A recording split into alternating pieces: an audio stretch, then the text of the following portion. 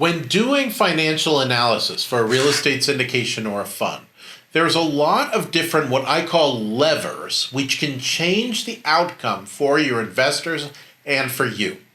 In this blast from the past, we're going to look back at a video I made about 2 years ago, talks about cash flow and about what those levers are in cash flow so we can see how does a syndicator think about those levers and what they can manipulate in order to give the best return possible to the investors, ultimately make more money for the syndicator or fund manager, and everybody's happy.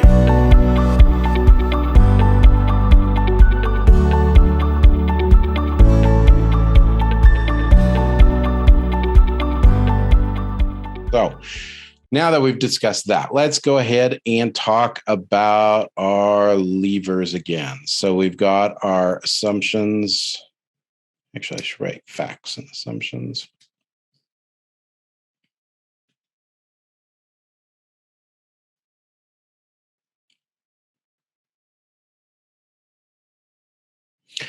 And that leads to our calculation of NOI.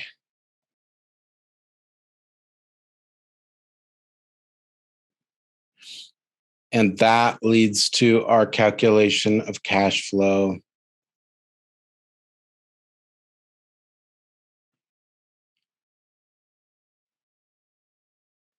And that leads to our metrics and equity.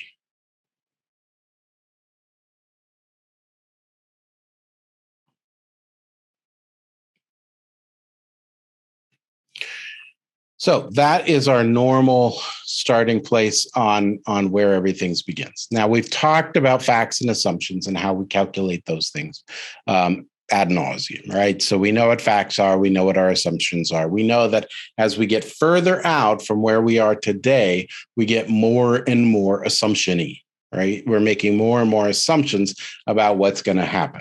For example, when Anya and I were looking at that house for $174 a square foot, we made an assumption. We made an assumption that turned out to be absolutely wrong. That, well, $174 a square foot is a fair price for that house. And our assumption is that when 1 year has passed, those same properties, similar properties, would be maybe with a crazy market, maybe $200 a square foot. Because we really didn't see a lot of $174 a square foot. Most of them were like $150. This one was $174 that we liked the most. So maybe they would go up to $200 a square foot, and that assumption was wrong. So we all know what assumptions are. And we all know that as we get further out, like our projection just a year out. I mean, in this case, it's our projection just 6 months out. There was no way I would have guessed that it would go over $174 a square foot. That it would go over $200 a square foot in 6 months. That would be absolutely nuts. But it did. So those are our assumptions. Now, NOI we already know about, right? That's our operating our income minus operating expenses equals our NOI. I've already gone through all of those and really kind of talked at length about how we do that. So right now, though, I'd like to talk a little bit more about cash flow. And if we have time, we'll talk a little bit about metrics and equity. So cash flow is pretty simple. So cash flow really starts with NOI, right? And if you remember when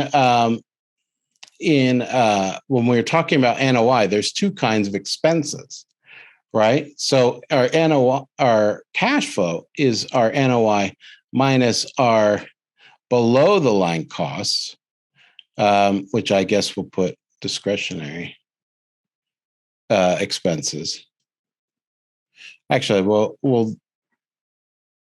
I don't really want to use the word capital expenses. It's a little bit Takes us a little bit off topic. And that equals our cash flow. And for our purposes, it's cash flow before tax. Because we don't really, taxes isn't a main concern for almost everything we do. What is going on? There we go. So what are those discretionary? Why are we scrolling like that? I have no idea. So what is our discretionary expenses? The biggest one is debt. Is debt service, right? So when we're looking at a loan and we're looking at financing the property, we make more money in general when we put debt on the property and we just need less equity. So our investors make more money, I should say.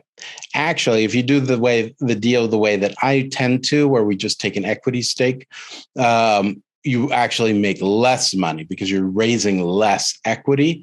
And so if I'm getting 10% of the total amount raised, if I put debt on it, that's not money I'm really raising. So I don't get that portion of that money. So I as a syndicator, I tend to make less money if I put debt on it.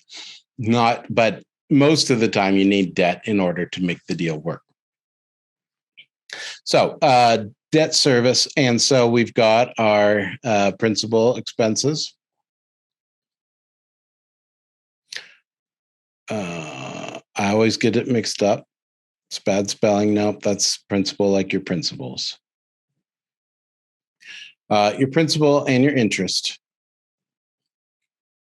Right. So I always want to keep my I would like to keep if I could in a syndication of a reasonable term, I would probably choose, if I could, to do no interest.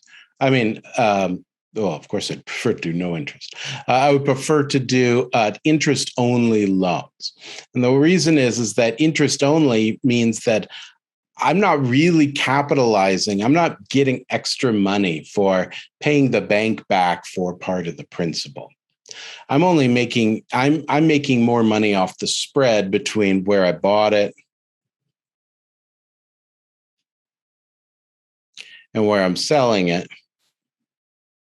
Right, from this spread here is where I'm making my money. But if I'm reducing this amount, if I'm giving money to the bank, basically without any real kind of, or I'm doing it at basically a bank interest, is putting it away. It's like saving it with the bank interest, right?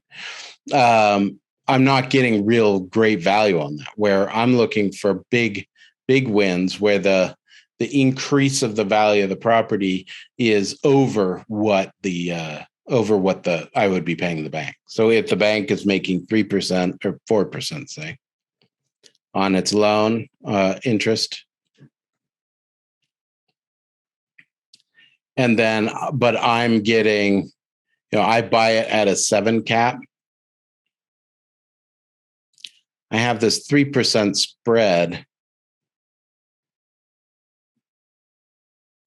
that's just there, right? That's in my pocket. Whereas if I'm paying down the principal of the property, that 3% is, I mean, it's so minimal in comparison to what I'm getting on the rest of it. Me paying down my principal just eats up my profit in the long term.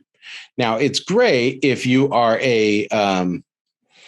if you are the kind of investor who's looking for pure appreciation and cash flow isn't very important, right? If you have a zero cash flow building just because it's all appreciation that you're going to be doing, and that your principal is part of that, that's okay, because you're not really looking for those payments that are going to the investor every single period in order to raise your IRR. So debt service is your big one, but you also have other things. You have your leasing costs, right? That's a big expense. You've got your tenant improvements. You've got your capital expenses. Now, your capital expenses may or may not be able to be passed off to tenants.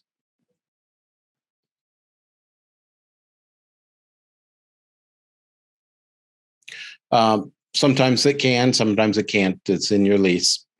And then I've got, of course, why are you doing that to me?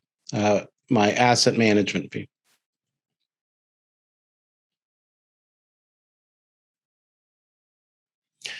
So we've got our debt service, principal and interest, leasing costs, TIs, capital expenses, asset management, amount towards reserves.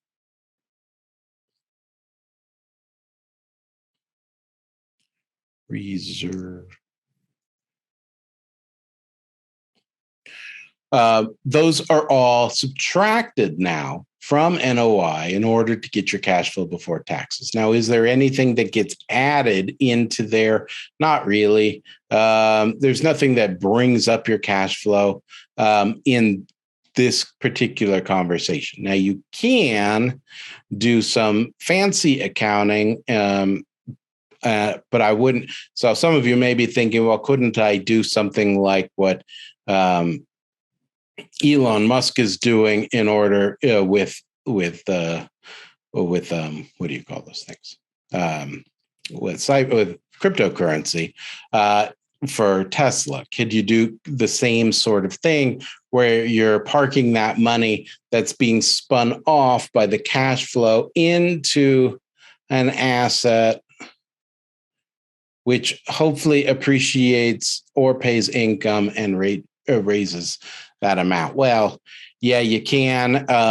That is something that does happen. It just doesn't happen really in the real estate game much at all. Once you start doing this, you're really talking in the hedge fund world, and that's just a different world than what we plan. But I'm always trying to look at, okay, well, how can I game the system, and how can I plus one anything, right? I want to plus one my NOI. I want to, here I want to minus one my assumptions and plus one my facts. And how can I get my equity, double plus one, or double, I guess plus two? That would be plus two, wouldn't it?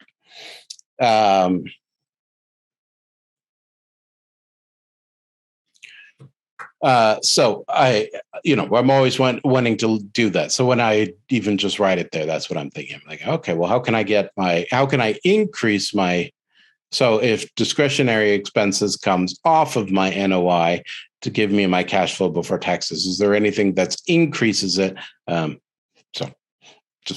You should be thinking the same way. How can I increase it? And likewise, you're always thinking about these things too. How can I reduce my leasing costs? How can I reduce my debt service, which goes to our discussion on interest-only loans? I can't tell you, as an aside, I have had, in the past week, I've had conversations with syndicators, 3-4 syndicators, who all are doing hard money loans.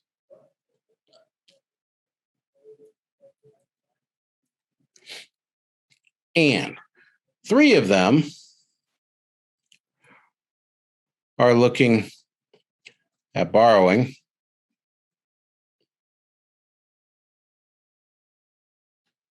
One is putting together a fund to lend. And I certainly understand the one putting together to lend, but I cannot understand the 3 that are looking to borrow right now. I mean, I know that it's appealing because of timing, because of the funds that are available, but man, oh man, money's cheap right now, and there's tons of people looking to invest. So it's just an aside, because your interest payments and penalties are so huge on hard money that I don't really see the point. It's well if you absolutely have to do it, but otherwise. So how can you reduce TI costs? That becomes a lot more tricky. In a hot market where there's a lot of people clamoring, you can negotiate TIs and get less TIs. Your capital expenses, this is not a good time to be paying capital expenses. So the costs of construction are really, really high. I would be hoping to avoid any kind of capital expenses right now. Asset management fees are mine to decide with. So what I want to do, and reserves, right? I want to keep that as low as possible because I want to give as much money to my investors as possible so that they're happy. But I also need it as reserves so that I have it. That's just sort of a discussion on cash flow and some of the thought process behind it. I know that video was useful for you if you're looking at putting together a syndication or a fund. This video was in the real estate context, but it doesn't have to be. It could be for business or for anything really. Financial analysis takes place both ways and both under any kind of security that you're putting together. Now, if you need help putting your security together, then give me a call. My name is Tilda Moschetti. I'm a syndication attorney with the Moschetti Syndication Law Group. You saw the video of the way that I did things back then. I still do that today. That's the kind of help that on top of the legal documents that we can help you with. So as part of my representation of clients, we of course do all the legal paperwork, the private placement memorandum, operating agreement, subscription agreement. But a lot of times our newer syndicators or even the seasoned ones have specific questions about, how to do things, how to put things together, and how to make it so that their offering is as good as possible. That's what we're there for. Not only the legal documents, but do whatever we can do to help you be successful in your securities offering.